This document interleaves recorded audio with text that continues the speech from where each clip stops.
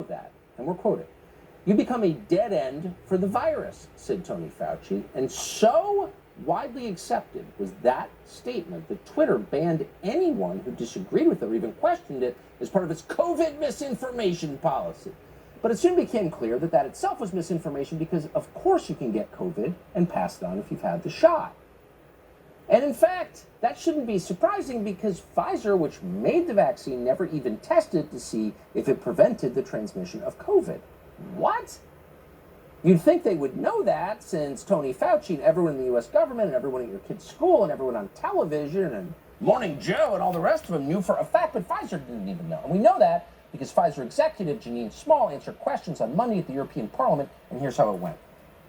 Was the Pfizer COVID vaccine tested on stopping the transmission of the virus before it entered the market?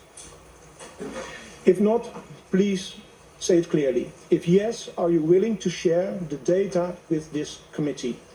And I really want a straight answer, yes or no, and I'm looking forward to it. Thank you very much. Regarding the question around, did we know about stopping immunization before it's entered the market? No.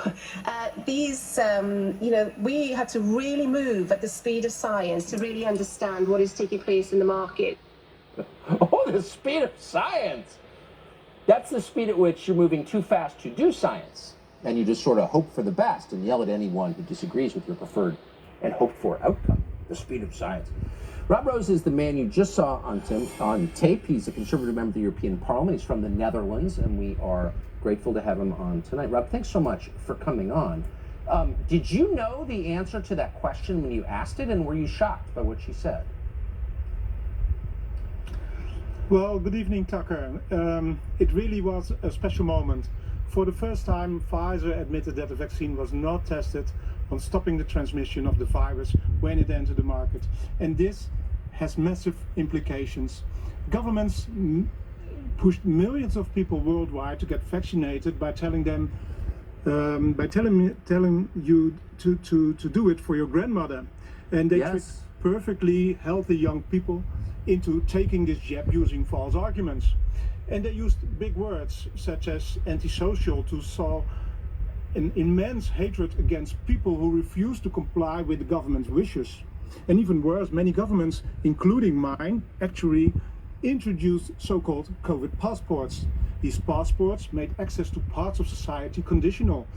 Those who did not wish to get vaccinated lost that access, not being able to visit a restaurant or a gym, all in the name of public health.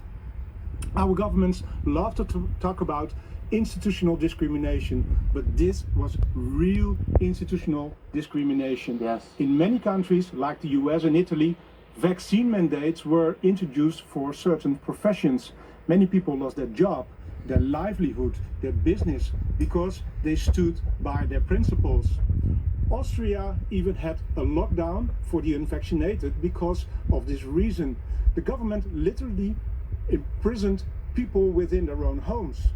All of this was based on the idea that vaccination helps prevent the spread of the virus. Otherwise, why should people out of society? But this has now proven to be a big lie.